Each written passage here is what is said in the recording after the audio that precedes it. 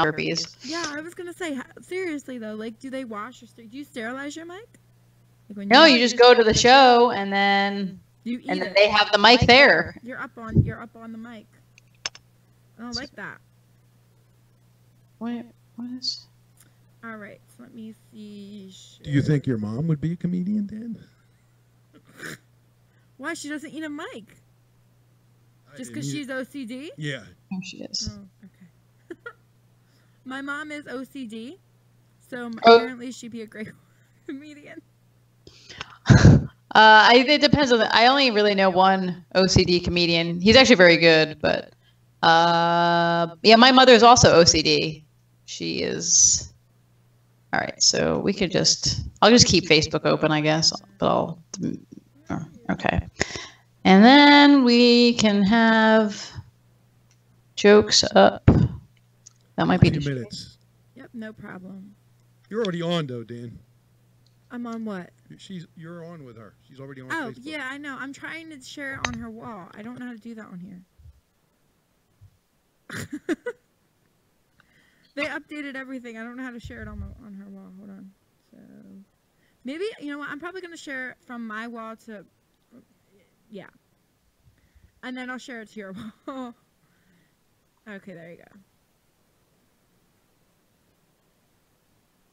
Definitely old school, but it's fun, you know? Yeah, no. That's. Oh, we did it. We did it. Maybe. Oh my God, I thought you were going to start singing the song from Dora. Like the post. Oh, she just liked the post. Okay. Done. Commented on something. Oh. Cool. Let me see. Oh, my cousin is such a. Oh my God, my cousin. Did somebody comment? She commented on something else that I did, which yeah, she was like really smart when she was a kid, and she's become a conspiracy theorist. Okay. That sounds like so much fun. Yeah, like so anytime if she sees something I post, it's like even though I'm just being like silly, she will have like some kind of like weird news, conspiracy. Oh goodness. And I'm just like, dude, and she was, she used to speak Russian and Spanish, and she's played like all these instruments. She was like a very smart person. I don't know what happened. Definitely something to look forward to in life. Awesome. So we are going to get started at 7. So you want to turn off our mic? And then I'll introduce us, and the show begins. I know, I said you're going to start.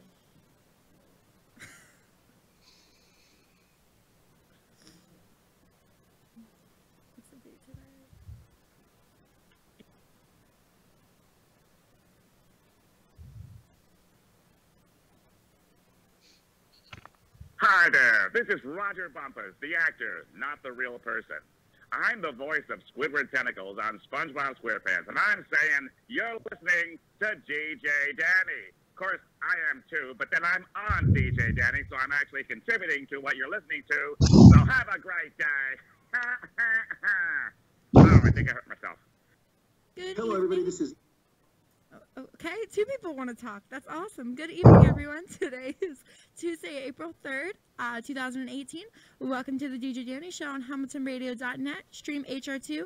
I'm happy to be back. I recently just got back from a fabulous vacation, but I missed all of you guys, so thank you so much.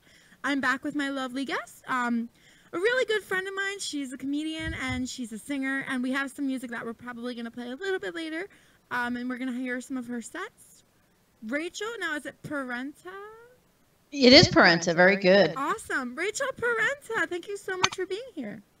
Oh, thank you for having me. You're very welcome. So I want to first get started with when I saw you on my Facebook feed, knowing that I had mutual friends with you, I was like, she looks like a comedian. Is she a comedian? Just it looked like, I guess, just the profile picture that you have, the way that you had it all, like, spaced out was more as it looked like you weren't trying too hard or anything, but it's just you were for comical. You know what I mean? Well, it was smirky, right? It's a smirky picture. Exactly. So I was like, I wonder, and if not, she probably would be a great comedian. So here you are today, and you're a comedian. So I am that really good.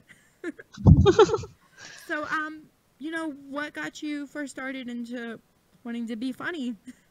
Well, it is, I guess, it's a story that I used to tell freely, but now I have to say it with some shame. So when I was a little kid, I saw a comedy special on HBO, and it was the Bill Cosby himself HBO special, and I was like, I want to do that. And now he is, of course, in trouble.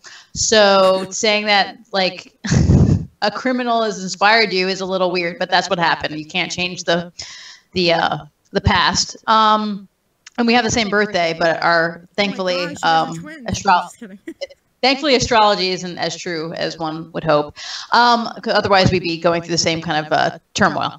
So anyway, God, Rachel, don't do that. so yeah, so that's what I wanted to do when I was like 5, and then so then when I was a kid, I would do kind of like any kind of performance thing that I could do. You can't really go to a bar where mostly comedy is done, so I would do kind of theater stuff and that stuff. And then when I graduated college, I moved to Portland, Oregon, and I was far away from anyone who knew me, and so I started doing stand-up there, and I would go to open mics, and I did some improv and some sketch and all that kind of stuff. So that's how I started. But you first started like with theater and stuff. Now with theater, was it like acting theater? Like music wise? So mostly it was acting. It was almost never musical theater. I don't. Oh, once I did one summer in college. I was at the 13th Street Repertory Theater, and I did a children's play called Joshua and the Grandfather Clock, and that we did have to sing. So there was that. But wait, what song is it? Is it the Grandfather's Clock song that takes like long and long and long? It's like a children's song. Oh really? No, I think they're all original songs. Okay. And I don't remember how any of them go now. So. Oh man, you were supposed to improv. I know I should have. I barely remember. So God. when you first like started with theater and everything, when you were just up to the mic, is that something where you felt like it was an automatic click, and this is something that you definitely wanted to do and be a part of, versus just acting on stage? Oh, when I started doing stand-up, you mean? The difference? Well, especially when you first started in theater, with just with the mic. Yeah, because the thing is you're in complete control. As a stand-up, you're in control, right? Like, so you create the show. I mean, back in the day, you could buy jokes. You still could buy jokes, but whatever. But for the most part, contemporary comedy is you write your material, you kind of create your character, which even it's based on you. It's not like a character like in a play necessarily. It could be, but usually not. And then you get on stage and it's all up to you. So I mean there is no like having to like, oh, is this script good? Or because that's the thing was like when I graduated college, or when I came back after Portland and I was going to do some theater here and do stand up, I was doing a lot of auditions for things that didn't pay and also were terrible. And like there's a lot of competition to be in stuff that wasn't good, that wasn't going to pay. And I was like, I can easily just not get paid doing stand up, and I can just at any point in time, because even if it's not like a show, you can always do an open mic and you can like do your joke somewhere, That's very true. Mm-hmm. So there's that kind of autonomy that you have in stand-up that you don't have in theater, where it requires a lot more. It kind of requires more money and more people to get it done for the most part, because you kind of can't just, even a one-woman show, you can't just do necessarily like in a bar. You know what I'm saying? Exactly, and it takes a lot of rehearsal too, depending on what you're doing and if you're singing and if you need different people to like help you with this or that or props or. Right. So that's hard for a one-woman show completely. But when you were doing some of the auditions, what were the auditions like, commercial-wise? No. Like when I first came back to town, I was doing like theater-y stuff, like just independent, off Broadway auditions that anything I could get. Nowadays, when I audition, I only audition for things that pay, and so I frequently don't get them. But it's fine. Yeah. So basically, yeah, it was just like these like original plays that. I didn't always see the vision that the director and the writer might have seen. Do you know what I'm saying? Yes, definitely. But it's also depending on how you felt with that role. Like, did you think when you went into that audition that you would get it? Or did you just feel like you were doing it for fun, and if you got it, it would have been like awesome? I honestly don't really remember. I just feel like looking around and being like, I can't believe there's like 30 people here for this play that I've like the scene that I've read that seems like not the greatest dialogue, and we're not going to get paid to do it, and I can't believe that I have to like compete with 30 more people. You know what I'm saying? To do something that's not even that good. Exactly. And then did you feel like, as in though, when you wanted to do it at first, you felt like you were being forced? Like, because you said you didn't like the so when I lived in Portland, right, like I started my own theater company, and we did like original works, and I wrote some stuff, and I had a couple of people who became my friends, we produced some of their works, and you know, raised money and put the show on and all that kind of stuff. And I thought, you know, and I also acted in some other people's plays out there that, you know, were somewhat I could be proud of, kind of thing. And so when I came back here, I was going to just continue doing both stand up and theater, but then it was just like here, it was just so crazy. It was just so like, because then also like you would get in a play, and since no one has any money and everything's so expensive in New York, the play was only going to run for like 2 days. So you're going to rehearse all this time to do like 2 shows. Do you know what I'm saying? Of course. Yeah. So you felt like it wasn't worth it? Kind of No, it wasn't worth it. Yeah. Yeah. Stick with what you're doing. That's awesome. Thanks. So let's do some stand-up.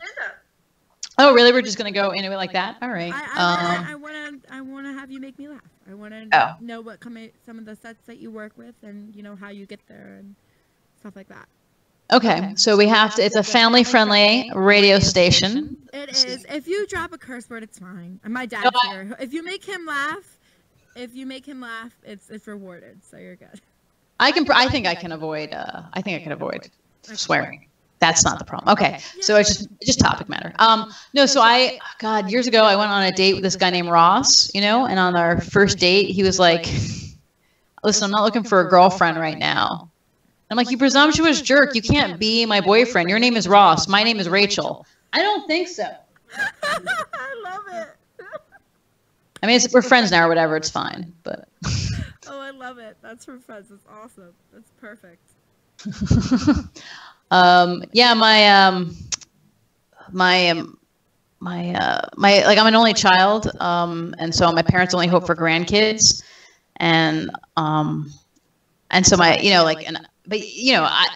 I'm pretty irresponsible. Like I was like, I don't know if I should be having kids. So I said, how about this, Mom and Dad? How about I just stay really, really immature and then call you Grandma and Grandpa? And my mom was like, no, you can't do that. You have to have kids. If you don't have kids, we'll never have grandkids. You got to get on it. You got to get on. I'm like, whoa, lady, you know, you should have diversified your investments, okay? She's like, don't give me that diversified investment. She's like, hey, here's $20. Now you go to a bar, you get some guy drunk, you take advantage of him, and you get yourself pregnant. I'm like, Mom, I live in New York. I can't get anyone drunk for $20. That's very true. That's more expensive. Well, yeah, it is. It's super expensive. It's like a drink and a half. A drink and a half. No, but some of your like, you know, your topics and stuff come from? Is this all like your life? For the most part, it's my life. Usually I get annoyed with something, and that sparks, you know, a joke. Or I mean, now I'm an old married lady, so I mean, I will go back and do some dating jokes from the past, like talking about like why it's better to be married because now I don't have to deal with this stuff. But I make fun of my husband a lot. That's the benefit. That is the benefit. But that's like for me, like not everyone's like this, but for me, it's if something like emotionally strikes me. Yeah. That is what like kind of stimulates my imagination, and that will stimulate ideas for jokes for the most part. So I like that. That's very unique. And sometimes people sometimes jokes come like that, like super easy, and like you just like you say something funny and you don't even know where it came from, and sometimes like you have to keep rewriting and reworking a joke and doing it again until you like fix it and make it funny. So it could go either way. Yeah.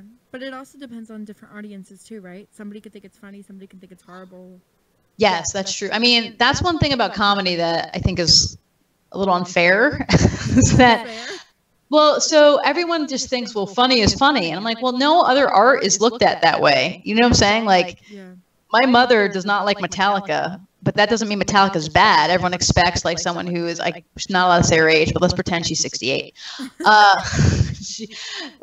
no one expects her to like Metallica, and she does like Johnny Mathis, and Johnny Mathis is as good as Metallica. They're both equally talented musicians, right? But like they have very different audiences, which is legitimate. But for some reasons, like, well, I'm just going to show up to the comedy club, and you guys are going to make me laugh. And it's like, but you know, like Lewis Black is very different than Jerry Seinfeld, actually, or you know, or Sarah Silverman's different than Jerry Seinfeld, or you know what I'm saying? Mm-hmm. So it's like, why would you expect both those people to make you laugh? It's weird to me.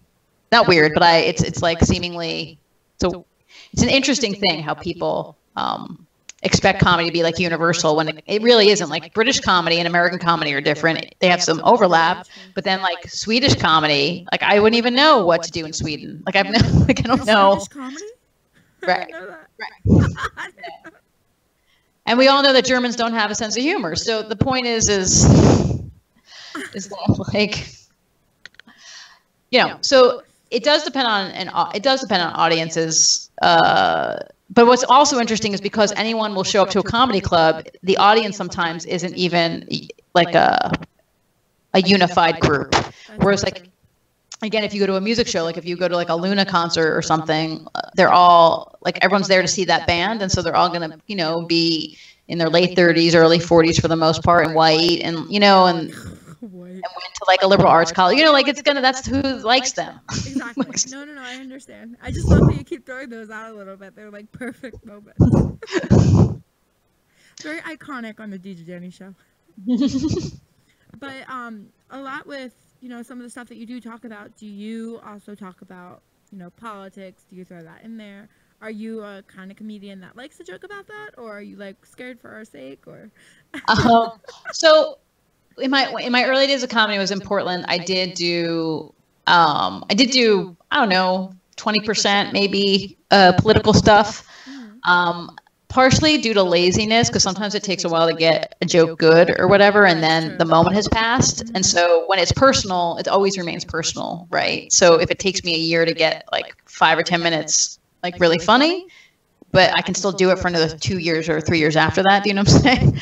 Whereas if you do like write a George W. Bush joke or an Obama joke or whatever, that's it. Like once their term is up, you can't do those jokes anymore, you know? Completely done.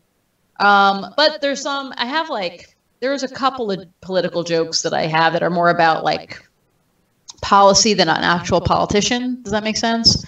Or if I do a political joke, I might just like put it on Facebook or put it like kind of on the internet for like an instant gratification thing, but I might not put it in my act. Do you know what I'm saying? Of course, yeah. Yeah. So you can get like the instant gratification on there versus in your act, so nobody can hate. Well, you can definitely be hated on Facebook, but at least like that's the moment that like this political or topical event happened. I wrote the joke, people liked it or hated it, but to like then do it 5 years later, you know, I'm not going to do it. So now I got to write the joke, but I don't have to like, I'm never going to do it on stage I'm not going to do it on stage for long because it's going to be pointless and moot, you know. Well, you know, in 6 months, people aren't going to remember. True. Well, it depends on who our president is then too, but that's definitely true. But I was gonna say, like, how long do you have, you know, your setups for normally? Like, how long can you have prepared? Oh, so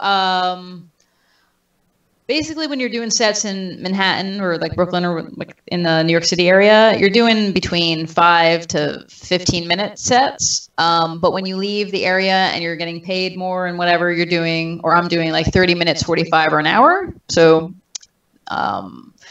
so that's how that works. So like, cool. So you have it like all mixed up depending on what you have too in your sets.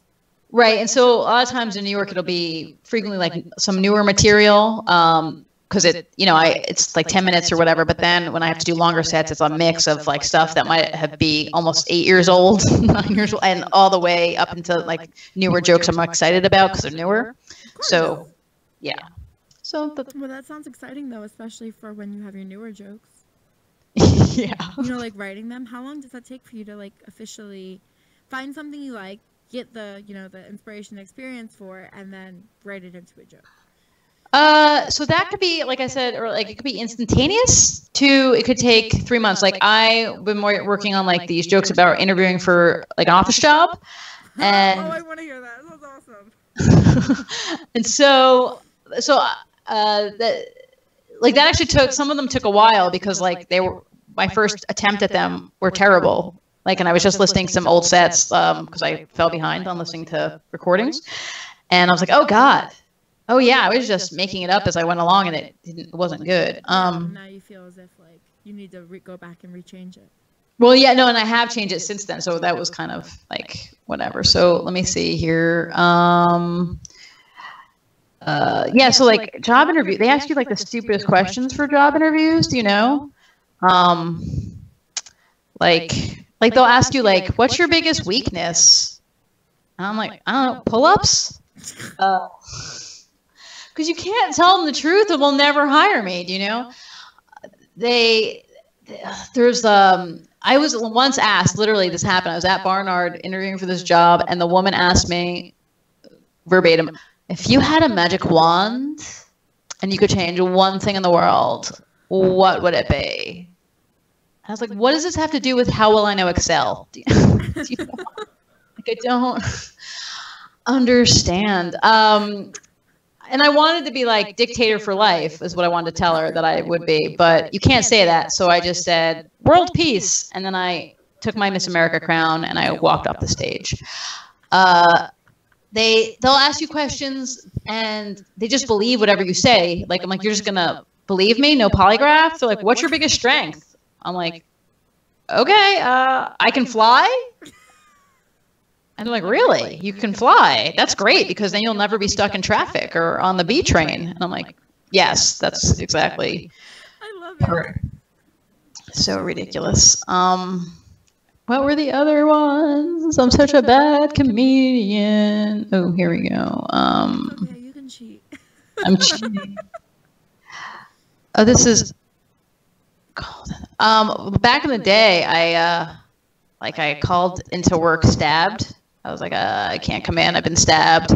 And my boss was like, all right, but this is your last stab day. You're gonna need a note from your assailant. I was like, fine. And I just really knew that I should have called in strangled because this way I wouldn't have to talk to anybody. I'd be like, I can't talk. I've been strangled. But now instead I had to like go to work the next day holding my side and limping. So it was the wrong thing to say. That's so old. Where's the man? Oh man. The one thing about jobs I have to say is they're kind of like relationships, do you know? Yeah.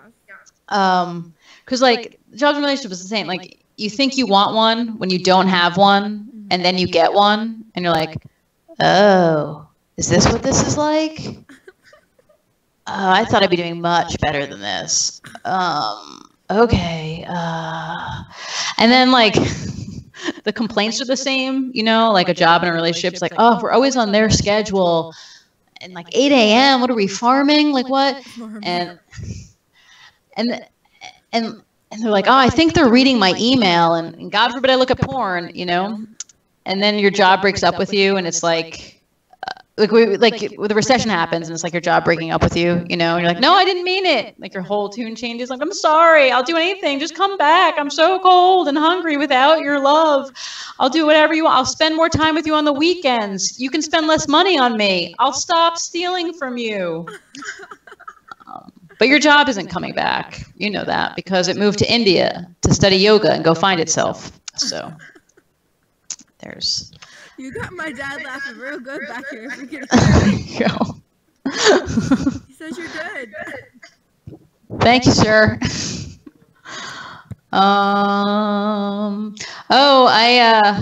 This is not related. We can get into that later, I guess. All right. I can't remember my other work jokes, which is not good because I'm doing a set on Saturday and I was planning on doing them. So I'm going to have to review that, but I have to find them. Okay. I like that you can show it and share it with the world, though. That's definitely something that's fun to do. You're super sweet. So what is it? So what is your life goal at 21 years old? Right now, I'm doing my radio show, and iHeartRadio picked me up actually last year. Oh, wow. Thank you. So you're actually on them as well right now. Oh, look at that. And in the regards of that, I mean, I just like building and just going far from that. But I don't want to leave this station because it's my father's, and I love it. And I don't think it would be fair to leave it because it's where I started. And did you go to school, college at all, or? I did not. This is What? what I would be doing in college, but I learned This it is for what- free. So you didn't then study like, philosophy or history just for fun while you were learning a trade? Nope, not me. And No, then I not have you. another job on the side that I do. I work at a salon right now. Oh, cool. Yeah, not cosmetology, just up front, but Up front, that's fine. yeah. You have an outgoing personality with an easygoing demeanor. I feel like up front would probably work for you. It does.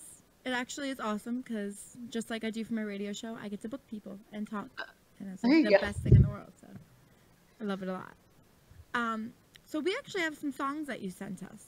Oh, that's right. So which ones do you want to play? The banker song, I guess, is somewhat political if you think anti-banking sentiment is political. This song, of course, was written right after the financial crisis, so this is what I'm talking about. No one remembers that a financial crisis happened and that they stole all our money, but whatever. Oh, actually, I remember that now because you probably you're so right. You just dang me on the head right like that. Yeah, so it's like, this is what I'm saying, like when you do topical, political, and even if it's not political, like even if you did stuff like on the Kardashians or Kanye West or something, like that's gonna have a shelf life, whereas, interviewing for a job or your parents or being married, like that doesn't really have a shelf life. Like those are things that will be So happening for 100 years. years. Exactly. Perfect. So what is it called? It's called Punch a Banker in the Face. It is a dance song, much like the Twist.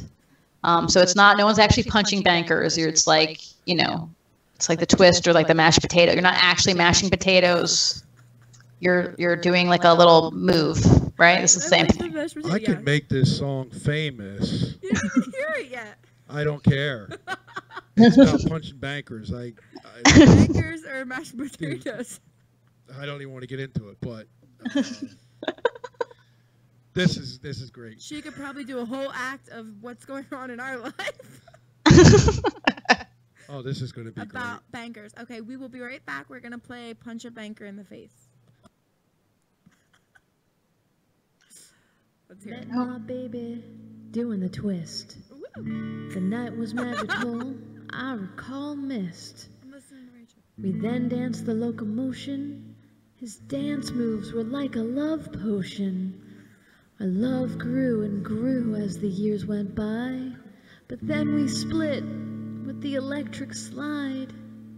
I created a new dance to get my baby back.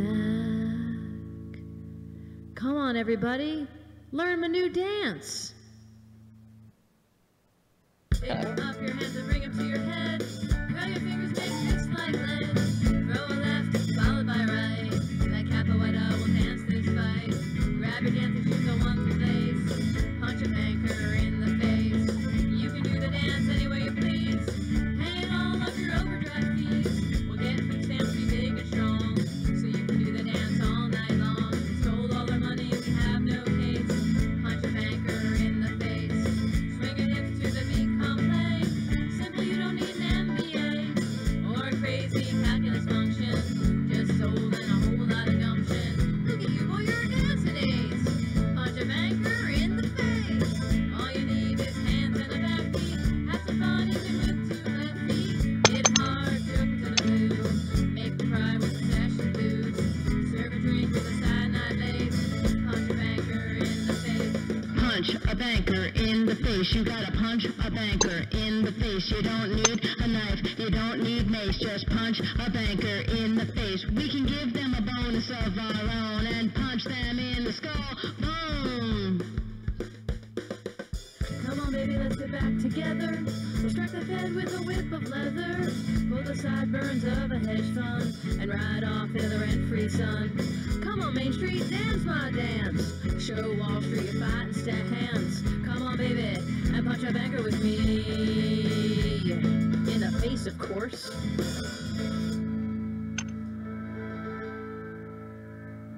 Oh my gosh, such a great song. I'm like over here laughing and crying and I don't even know what to think. And it still looks like you're brushing your teeth, but it's okay because I want to punch a banker. That's right. Yeah, I realized later on that there could have been a little more variety in the verses, but you know, I am a comedian primarily and not amazing songwriter. So there you go. My dad actually has something he wants to say to you real quick. Okay. Yeah, we've been not trying to punch a banker, but we've been having a lot of problems with bankers the last 10 years. And that this goes great with a lot of the shows that I do. Okay. The country, and also this one about foreclosure, because I think this is great for us. Wow. Well, yeah. My cousin who used to work for the FDIC agrees with you. She also hates them. See, I'm not the only one. So did my friends in the FBI, the CIA, and all the other places. So judges, assorted judges, and miscellaneous people all over the world hate bankers.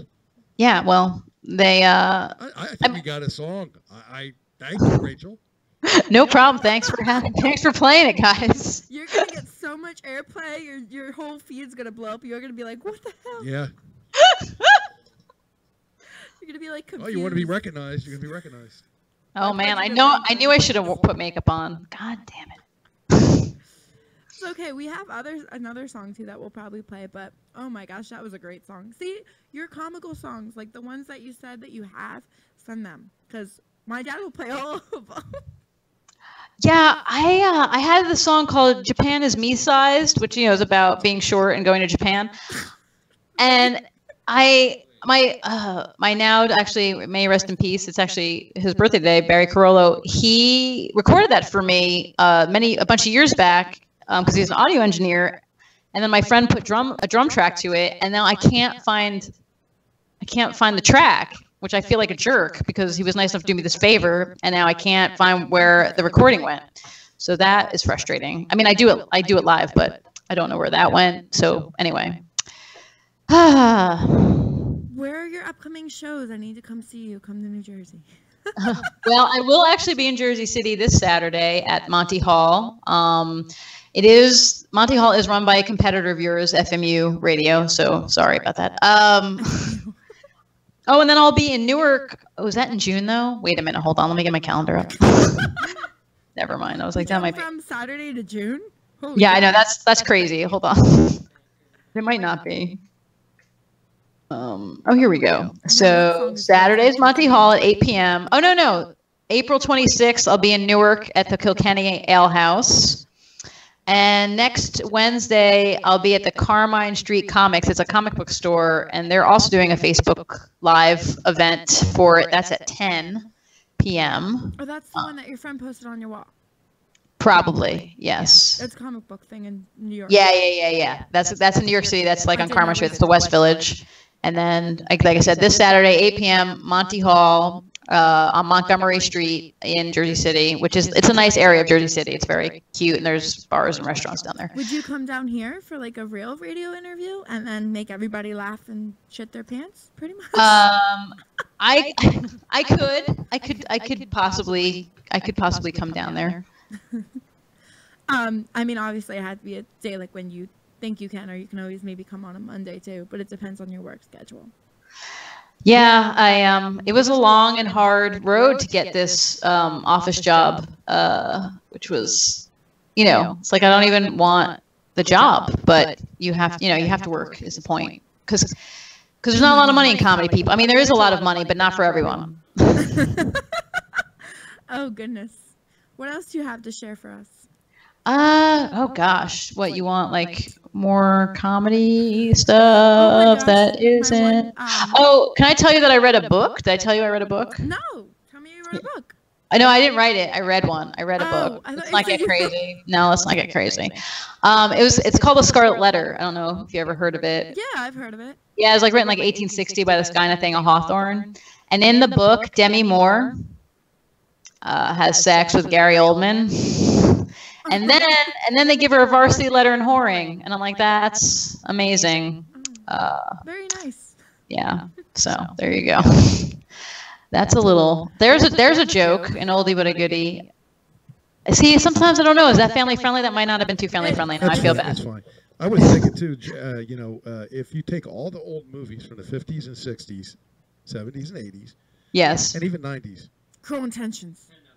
and make them Breakfast Club. all up-to-date movies with Twitter, Facebook, social networking, what do you think that movies would be like?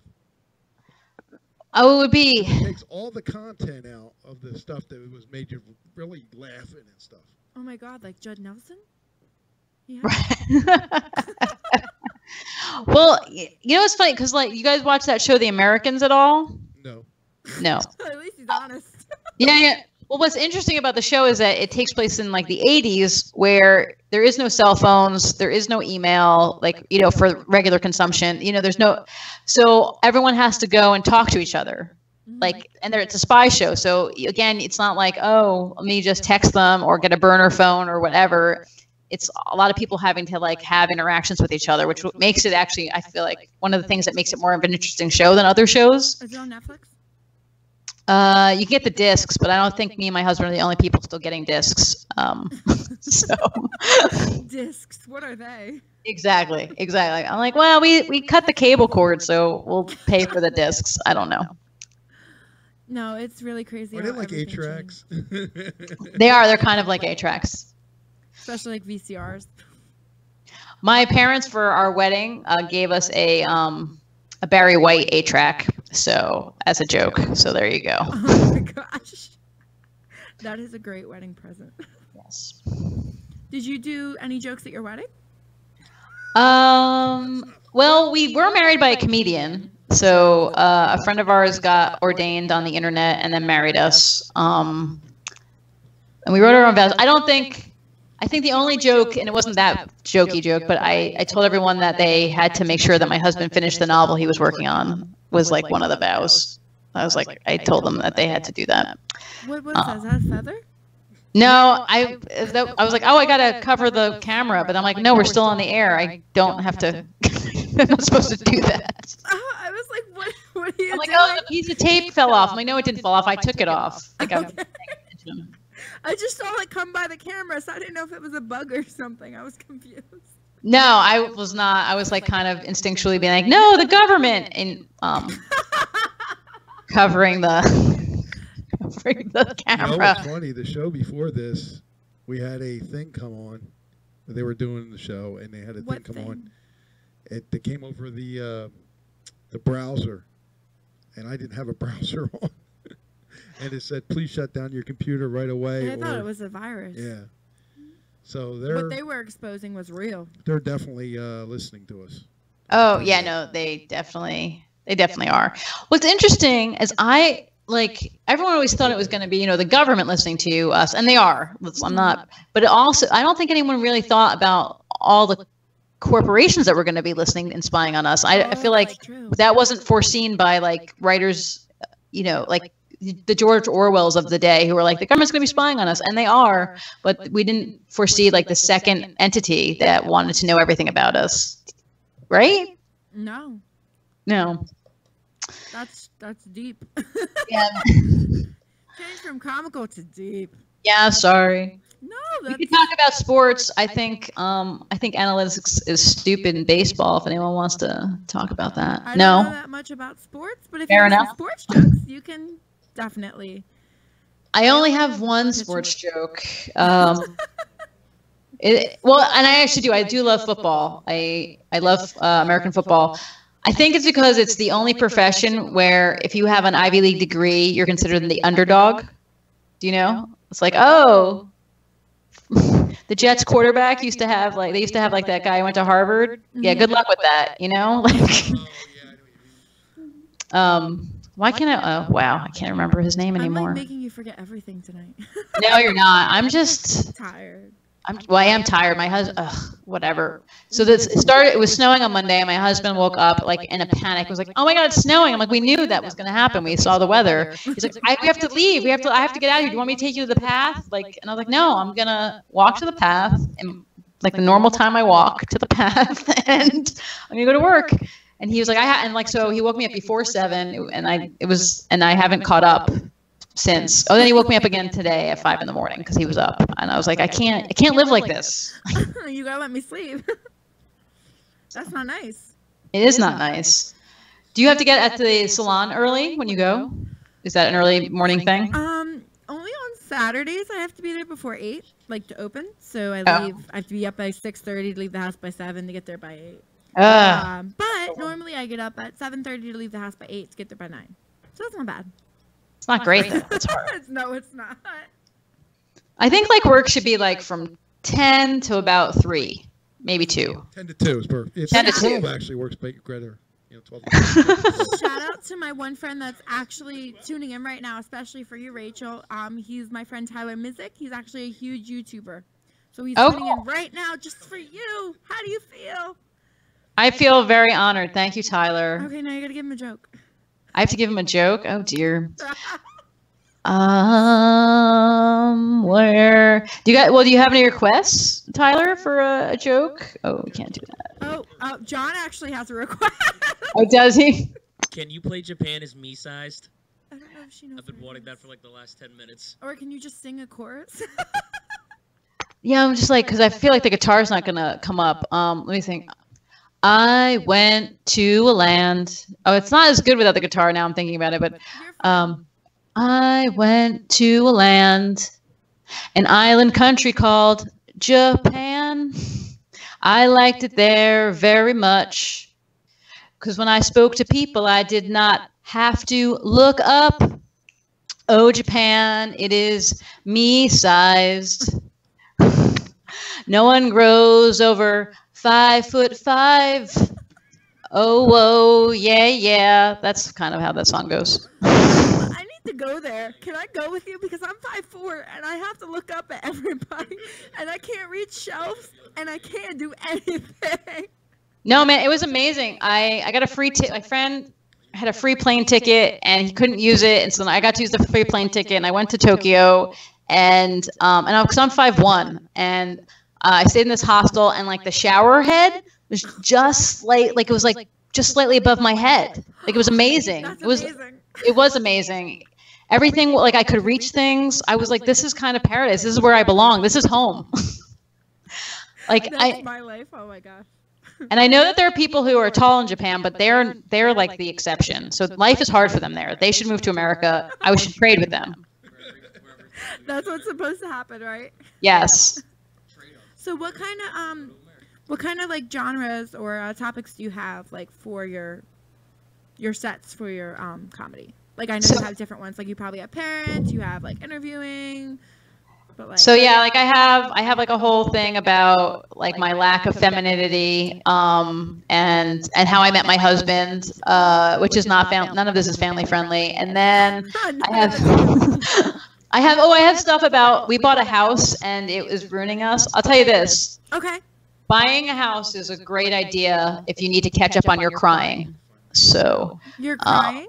yes, because it is nothing but Tears? like, all right, if you can afford a really nice house, then I guess you won't cry. But like we had gas lines, like live gas lines in our ceilings because that's how they used to light the house 100 years ago, and they never took them out. 100 years ago. And I was like, why? Like, what happened? Like, when they put the electricity in, were they kind of saying, like, oh, no, leave those gas lines in because I don't know if this electricity thing is going to take off. Like, it might be a fad. You know, Mildred down the street, she's got that cotton gin. And now it's just sitting in her garage, you know, it's just sitting there. Like, this electricity could just be like Betamax. You don't know. Let's hedge your bets. So, like, I don't know how the people who lived here before us did not blow this house up, is what I'm saying. Like, amazing. Yeah. So, and then I have like stuff about, I write stuff about like the work jokes, and I have the stuff about my parents, which you would think would be family friendly, but why do I feel like it's not? Oh, because it's a little ethnic. It's a little ethnic, is what it is. And I'm like, I don't want to get into it. Does it sound racist? It's not right. My dad's Italian, my mom's Jewish, so it's just like. I want to hear it. It's people are gonna be mad. Hey, this is a family-friendly station. We're open to all. Yes, We're open to offending all people. Well, let's see. You can kind of see me, right? So, like, because this is what happens when a Jew and an Italian mate, right? You think it was fun being Slash every year for Halloween? And then Oh my That's hold on. I gotta put my hair back up because I can't. You can get a wee dad cut at my job. It's $125. 125. Yeah, and I also need a color. I'm very gray. Okay, come to my job. How far? It's like so far. So far. Well, where are you? You're in. Oh, I don't know. Dad, how far is that? Where you? Where? Well, don't tell me where, but where around? Like it's, I think. What town do you work in? You, Oh, Robbinsville. Robbinsville. Oh, you work in Robbinsville. It takes you an hour to get to Robbinsville from Robbinsville? Huh? Like all right, you were saying that you get up and then you like get like it takes about a half hour or so to get ready and then it takes about an hour to get to work. Is that true? No. My dad's my ride. So he gets up by 8 and we leave the house by like 8:15 to get there by 9. But So it's 45 We're there by 8:30. It only takes us 15 minutes. Oh, okay. I see. But she has to. It's an hour to Robbinsville? What? Yeah. Okay. So yeah, it would take me an hour and a half to get to you. If it's worth it, you'd come. No, but to get a haircut, I feel like that's not. Well, actually, we do spa-ish there too. So Spa? You get like a wine or a sangria while you're sitting down getting your hair done. Wow. So she's thinking about it now, isn't she? Might be worth that train drive down here. It might be worth it. No, I definitely have to take the train because then I wouldn't be able to drive home, right? Is that? Or it's not that much sangria. No, it wouldn't be that much. Just a cup or wine glass full. Yeah, no, I am totally gray. Which is, I guess, fine. I just wish the hair in my chin would also turn gray. This way you couldn't see it. So, How old's your husband? my husband, he's old. He's 50. Oh, thank you. Yeah, no problem. Well, I'm 40, so for me, like, My dad is around that age. I'm 56, hon. Yeah.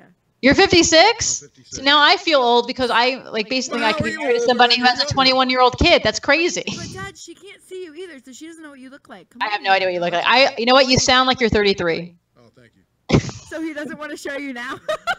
I like 33. It's a good Dad, number. come here. Sit right here. No, that's all right. Let her see you. It's okay. Oh, yeah. Let's see. We'll see afterwards. She wants to see you. Afterwards. Okay. Afterwards. As a secret.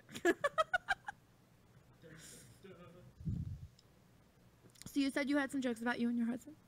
Oh, okay. I guess I do. Well, you know, because you know, when you're married, you're most likely to be killed by your spouse.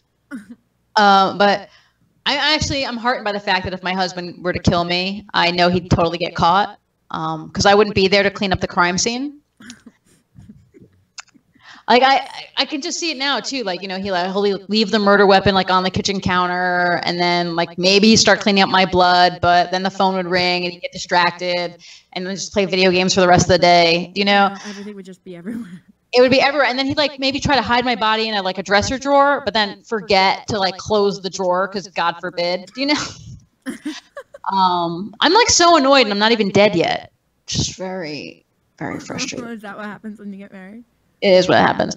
No, he's not going to kill me. He is not going to kill me. Because if I don't plan the thing, it doesn't happen. You got my dad laughing, That's coughing. good. I like that one. Yeah. No. I love my husband. I call my husband Romeo because I hope that he kills himself. That's a literary joke. It's very heady. Very heady. Very heady. You have to have gone to at least freshman year high school to get that one. I feel like that's when you read Romeo and Juliet, isn't it not? It is high school. Yeah. What else about him can I tell you? I mean, he's a nice guy. He actually is. He's a super nice guy. Not an earner, but a nice guy. Yeah. What does he do for his occupation? Well, he has a couple of jobs right now. He works for a company that relocates technology when big corporations move their offices. Okay. And he also works for a specialty gas welding supply, medical gas repair company kind of thing. So it's a weird job. The company, like, they fix and manufacture welding equipment like torches and regulators, and they also provide specialty gas to hospitals for hospital like renovation type things or fixing up your stuff. Yeah. That sounds interesting. It is basically he works for my dad is what I'm saying. No, but he was an IT guy for a long time, and so he's thinking about getting back into IT. And he also does comedy too. So he's got a lot of hats. He A lot does of hats. comedy like you? Yes, that's how we met. We met at the Barry Poetry Club in Manhattan many years ago.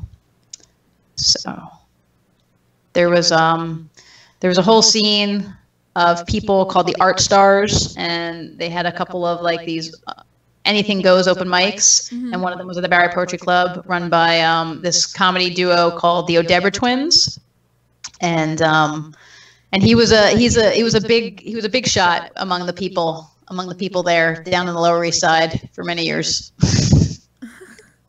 And how did you guys officially meet? Who threw which joke first? So I just showed up down there, and I went to the bar to get a drink while I was waiting for my turn to go up, and we just started talking. And I was 28 at the time, and after we started talking, he's like, "Hey, how old are you?" And I'm like, 28. He's like, "Oh, I can't go out with you because you're not 30. I don't go out with anyone who's not at least 30." And I'm like, "I don't even want to go out with you. Like, who said we were I just stopped to get a drink. Like, you're just sitting here. Like, I don't want to date you." And then 2 years later, and then I knew him, so then I'd see him around and we'd like talk or whatever. And then about 2 years later, we ran into each other again with some other friends, like friends we had in common, and we all went drinking. And then we kept drinking, and then we wound up together. How does that happen with alcohol all the time? Yeah, you can make some pretty amazing life choices not sober. It's very true. Do you have any alcohol jokes? I have. Do I? I don't really have.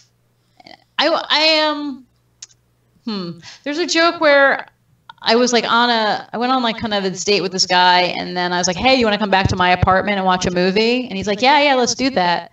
And then we watched the movie. That's horrible. And then like he didn't try to touch me, he didn't try to kiss me, and that's when I realized that like he was a complete gentleman. And that's when I realized one woman's gentleman is another woman's homosexual. Oh my god. And I was just kind of like, I could have gone out with my mom, if I knew that was how the night was going to end, because at least she would have paid for the drinks, because she just wants me to be happy. You know what, Rachel? That's kind of like an alcohol joke, right? Rachel, you sound like a friend of ours, Lynn Edmonds. I don't know her. She's a funny comedian lady like you. That's cool. Not That's cool. Is comedian. Is she down in the Robinson Hamilton area? No, she's I think she's from the Jackson area. Oh, okay. So she lives at Great Adventure? No, she doesn't live at Great Adventure. I want to live at Great Adventure. Do you have any animal jokes? Do you mean Dogs, animals, cats? Dad? You said Animal jokes. Yeah. I don't think I have any animal jokes. I just the dating jokes is the closest to animal jokes I get. Yeah. I mean, this isn't funny, but we, as a couple, we will sit and just watch animal videos like the rest of America. I mean, we'll do that. That's cute. Because we're cats. We prefer the dogs, but we also like otters and cats, and he likes. I don't know about llamas, man. They spit at you.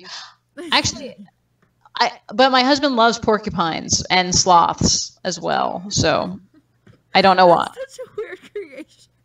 Yeah. Porcupines and sloths. Yeah. You need to make a joke about that, Rach. I do. Well, apparently, like I'm kind of prickly, so I guess that's how that goes. Wait, somebody just said in the. Isn't he prickly? Oh God, this is not appropriate no more. Somebody just said in the chat, Judith Ikasan Parenta. Oh, it's my mother. That's She said ridiculous. mice? Oh, the mice. Look at her. She's such a. Ugh, I can't believe she's listening. I hate it. Cool. Let's do parent jokes now. That's true. When we lived in Brooklyn, we had mice, and I didn't know what to do anymore about the mice, so I just started putting Sweet and Low on the floor and waiting for them to get cancer. Oh, that's so sad. No, it's not. Those mice deserve to die. But but no, man. My friend was like, Rachel, that's gonna take a while, and I'm like, yeah, but at least they'll suffer. But I was scared, man, that like they'd finally, eat the sweet and low and get cancer, but then they finally start eating the poison I left out for the last year and a half, which would act as chemotherapy. And then I'd have all this mouse hair all over my apartment. And my husband's not going to clean that up. So. A shocker. Oh, that's funny. Oh my gosh. Yeah, my mother, breast cancer survivor, so don't be offended. She loves the joke. All right, everybody. Okay. Did that bring it down? Did it bring it down that that I used her own sickness to promote my how right I was to tell that joke? Maybe I did. Awkward. So where did she post it? Wait, where did she write that or post that? In the chat. Oh, on your page? No, on yours. I shared. Put it on your wall. All right, let me. Let's see. But yeah, the one I put on your wall. Oh, okay. Oh my God, there's So like a here it whole is, bunch but of I don't see people that any. shared it. See, I told you, you got a lot of group of friends right now. I don't know what's going on. I don't know what's going on. Like, ugh. I don't see any chatting. It's on your wall. I went to my wall. I don't know what the hell's going on. Hold on. Right there, fun time. Only she can see it. It's one on of them Rachel things. Parenta's timeline. Oh, Maybe yeah, I but accept it. Let's see if I go to. No, I'll like the page. I don't know what I'm doing. Shared a live video to your timeline. Is this interesting to anybody? Like, oh, the 40-year-old who can't still manage to do Facebook. Wait, Is that? you just said it. You shared the live timing to your timeline. Type the line. I'm getting my own comical stuff here. I can't talk. It's I shared the live broadcast to your timeline. Okay. Yeah, no, I know that. And then That's where your mom commented mice. Well, I don't see it, so apparently I've gotten old. Today is the day I was old, because today is the day I all of a sudden don't know how to do technology. So this is great. It's amazing. Let's hear some technical jokes. Oh, I got one. I got a technology joke. We could probably end on this joke. Well, maybe we'll have 5 more minutes. All right, man. Answer me this question. How come when the mafia, right, asks for protection money, it's considered racketeering and extortion? But when like an antivirus software program, like a computer antivirus software program does it, oh, it's the tech revolution, right? Like Norton's antivirus, they came up to me the other day and were like, Rachel, it'd be a shame if something happened to your computer. And I was like, oh, Rachel, what a travesty if all them little jokes you think are so precious just went like, oh, you don't want to pay your $60 a year, Rachel? You're some tough girl. You don't want to pay? Okay, but don't come crying to me when Vinny the Virus shows up with them Russians and them Chinese and screws up your hard drive. Oh, don't pay, Rachel. Don't pay. And then your emails are going to go swimming with the phishing scams. And I'm like, man, I didn't pay because I'm cheap. And you know what? The next morning, I wound up with a monitor in my bed, which is a Godfather reference, so that's only for 4 people. At 21, I don't know that you're going to get that part, but that's the technology joke. Look at that. I've been writing jokes for some. I have a technology joke, but the Godfather joke, isn't that the one with the glass house? No. There might. Or is that the movie The Glass House? What's the movie The Glass House? Is the Godfather the one with the glass house? What glass house? I don't remember Glass House. Glass House? What glass house? There's a movie called The Glass House, But isn't it's there? not The Godfather. Then it won't be The Godfather. It's called The Glass House because it's the glass I just house. remember a glass house. That's all I The remember. Godfather is when Al Pacino was almost good looking. Good looking. Like it's like, oh, you could see why he was in movies. Unlike, he didn't look like he looks now. Oh, He didn't do you do any celeb impersonations. Yeah. No, I do not do. Can you? And Can you? I don't know. My dad can do Donald Duck. I'll have him do Donald Duck, and Alright. you do. Don't do that. Have him do Donald Duck. Yeah. Yeah, she wants you to do that. Dad, you got to do Donald Duck for her. I don't do them anymore. Yes, you do. Hold on, he's doing Donald Duck. This is about her, not me. She wants you to do I it. can't The do guest asked. You got to do it. It's your station. Rachel, Right. stay on. It's my station, Rachel. You understand. I do understand. So, are you saying you're like the king of the? No, You're, I'm the, not you're the the king of nothing. You're the king. The king. Because he won't do Donald Duck, he's going to be the king. He's the king. He decreed. He decreed no more Donald Duck impressions. I don't do. I haven't done them in years. Dude. I would forget the whole way to hold my mouth. I guess because I also don't know who is. I don't know who's popular. Is a problem. Yeah. I don't do impress. This is. This whole time I feel guilty. Can I just tell you this? This whole hour I felt guilty. I've let everyone down. I feel like I could have been more prepared. I didn't know what I was getting into. I did contact you. It's all on my fault. It's all my fault. But thank you for having me. You did awesome, though. Come on. 3 Did minutes we? left.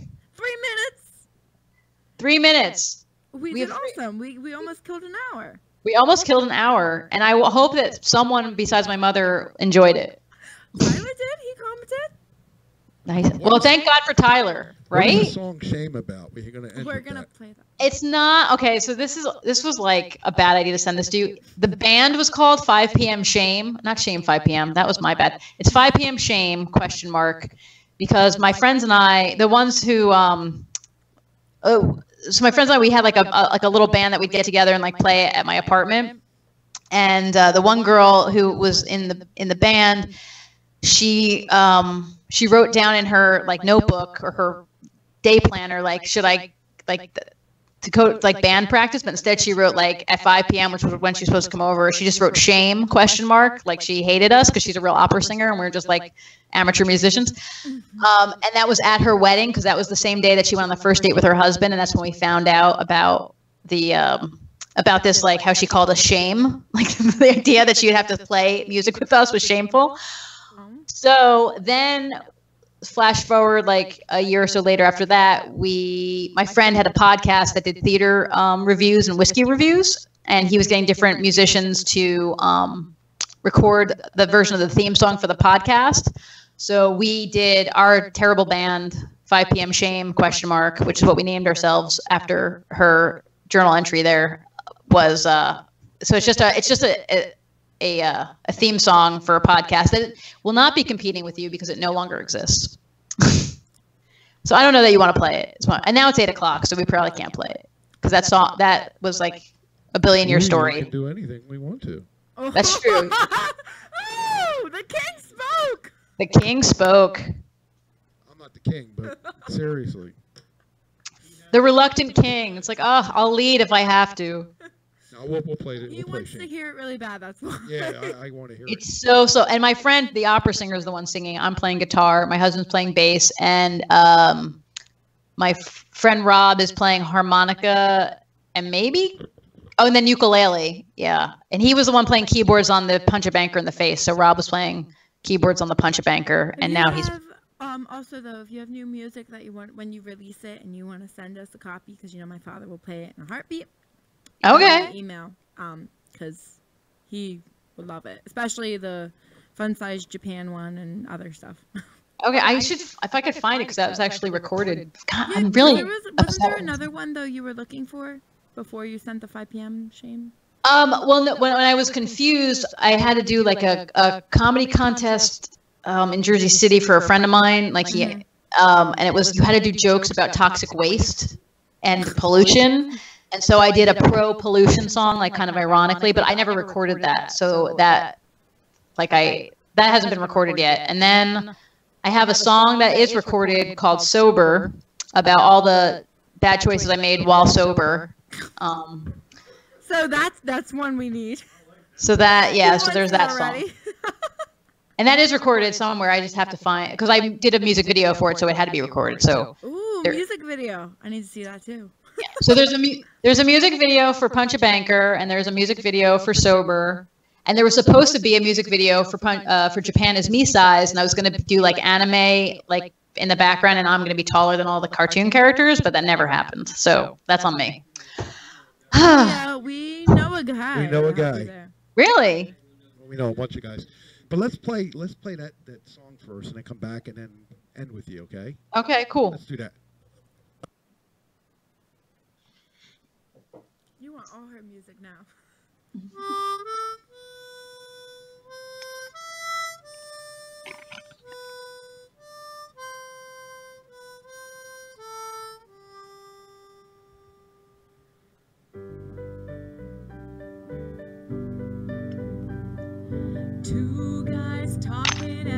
seeing a play.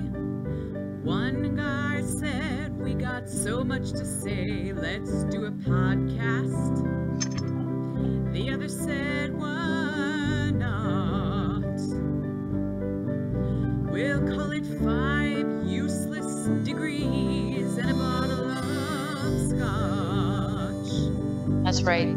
A 5 uses. Well, they bought some whiskey and some microphones, bought some tickets online, and they saw some shows in Portland.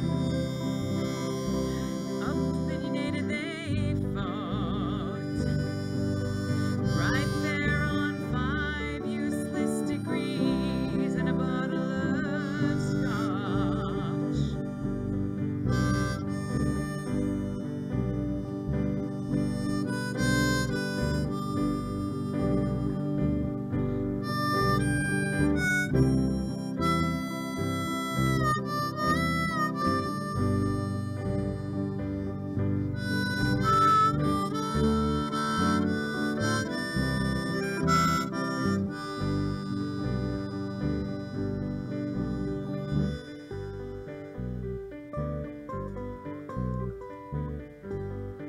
Oh yeah. Following.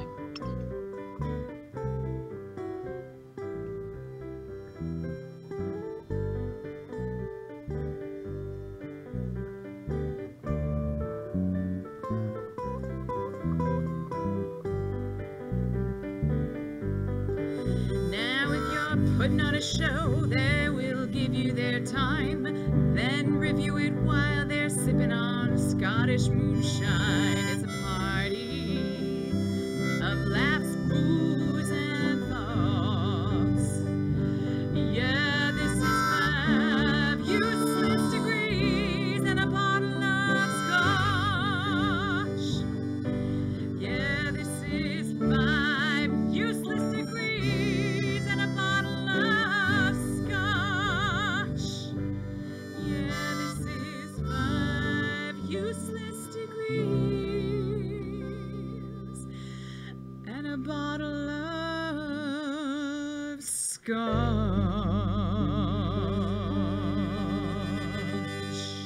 Woo, that was awesome. That was just beautiful. So catchy, and I still have the Punch a Banker in my head. I'm gonna sing it tonight. I forgot. That's right. Now I remember the name of the podcast, which was 5 Useless Degrees in a Bottle of Scotch, because my friend James Engberg had a PhD, but had to go back to doing software installations, and his buddy had a master's, and they're both in theater, so they just wound up doing a theater review podcast and then drinking scotch to forget that they spent all that money on college. And then the moonshine came in. And the moonshine. That's right. Awesome. Well, that's good. My dad actually had one comment he wanted to say before we let you go. Dad, go on. Tell her What am I supposed to tell her? what you said. Oh, I said you're like a lady, Weird Al, like a Weird Alouette to her or something like that.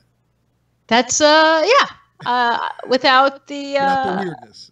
without as well, with a different type of weirdness. We have the same curly hair too. That's good. I like that. That's funny. He would actually be honored if you ever did a song, like what he did and redid it after he redid it and redid it again or whatever. Only a couple of redid it. It's not just one, but a few. Once it gets done 5 times, I think that's when we'll get the band back together and redo it for the 6th time, maybe. The thing with that song that we played was like we played it. It was so slow. It was too slow for a theme song, but that's the only way we could almost sort of play together because we're a terrible band. Terrible band. The beginning of it was what from There's No Place Like Home type of thing. Oh, maybe. Rob could have totally stole that from yes. Because that's what it sounded like to me. You're probably right. Who knows? That sounds like my dad. Okay. Yeah, he knows all the music. Well, thank you so much for being here. I had a blast having you. Real quick, give out where your upcoming events are and where we can find you. Oh, that's right. Monty Hall in Jersey City on Montgomery Street, 8 p.m. Saturday, April 7th. And then the Kilkenny Ale House in Newark, kind of in the downtown Newark area, which is the 26th of April.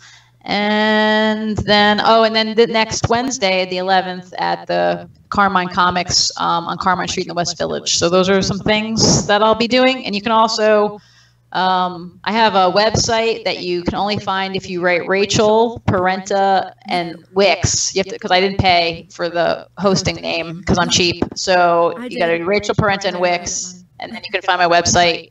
And you'll hear some of the jokes that I told today, some other jokes you haven't, and a couple sets and things like that you can find. I love the one you opened the show with, though, the Ross and the Rachel one. Oh, the Ross and Rachel. Was amazing. Thank you. So Ross, I gotta thank give you credit for that. Ross, thank you. Well, thank you so much, and then hopefully I'll see you at my salon for some services. Yeah. Yeah, well, I'll try to make a trip. I'll make sure to bring a water bottle and bring a lot of snacks in case I get hungry on the long journey down there. Be on another show. There's two guys. I know John probably is like the show right now that starts at 8:30. Jerry He wants you as a guest. Dave Jerry will take you. Yep. Five shows. Carlo. 6 shows. Be on 5 or 6 shows in one night. Man, and then I'll get my hair done. And get your hair done. It's all well worth. Well, thank you guys so much for having me and putting up with my. Thank you so much. So we're gonna end the show, but stay on real quick so my dad can come over and meet you. Okay, cool. Bye. Thank you guys. Have a beautiful night. Good night. Great night. Beautiful night. Sounds good like that. Are you still there? I'm still here. Okay. I do have to pee.